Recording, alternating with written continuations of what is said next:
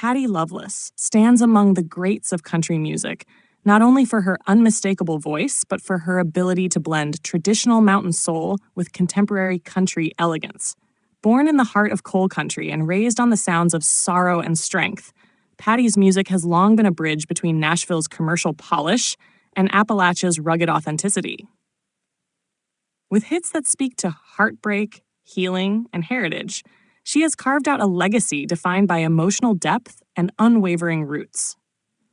Born Patricia Lee Ramey on January 4, 1957, in Pikeville, Kentucky, and raised in Elkhorn City, Loveless grew up surrounded by music and hardship. Her father was a coal miner who suffered from black lung disease, a theme that would later echo in her song choices and advocacy. Her early years were marked by the sounds of traditional bluegrass, country, and mountain gospel. Music wasn't just a dream. It was a language, a coping mechanism, and a lifeline.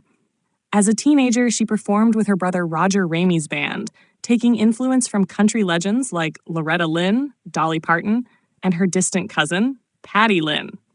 A pivotal moment came when she sang for Porter Wagoner and Dolly Parton backstage at the Grand Ole Opry. Their encouragement pushed her to pursue a serious career in Nashville. She married drummer Terry Loveless and began performing under the name Patty Loveless.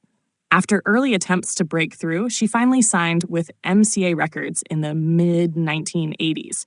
Her breakthrough came in 1988 with the album Honky Tonk Angel, which featured the hit Timber, I'm Falling in Love, her first #1 single on the Billboard Hot Country Songs chart. What followed was a string of hits that helped define country music in the late 80s and early 90s. Songs like Chains, Blame It on Your Heart, You Can Feel Bad, and How Can I Help You Say Goodbye showcased Loveless's range, from twangy honky-tonk swagger to heartbreaking balladry. Her voice, clear, strong, and steeped in emotional authenticity, could cut through a crowd and land straight in the heart. Her 1997 album, Long Stretch of Lonesome, produced by Emory Gordy Jr., her second husband and longtime collaborator, further cemented her artistry. It balanced mainstream appeal with artistic integrity, drawing praise from critics and fans alike.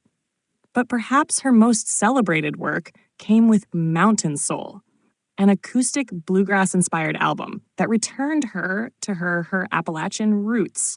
The record was hailed as a masterpiece, blending traditional instrumentation with modern songwriting and emotional storytelling. Mountain Soul wasn't a one-off experiment. It was a statement. It proved that Loveless could strip away the gloss and deliver something raw, real, and rooted in place. The album's sequel, Mountain Soul 2, released in 2009, won a Grammy Award for Best Bluegrass Album, a rare feat for a mainstream country artist. Through these albums, she paid tribute to her upbringing and helped bring mountain music to new audiences. In addition to her musical contributions, Patty Loveless has remained an advocate for coal miner families and rural communities, often performing at benefit concerts and lending her voice to causes close to home.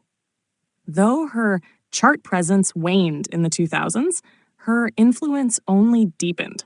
Artists like Miranda Lambert, Carly Pearce, and Chris Stapleton have cited her as a major influence.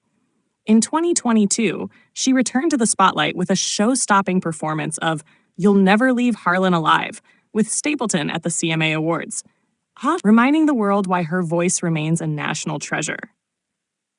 Patty Loveless's story is one of endurance, authenticity, and artistic bravery.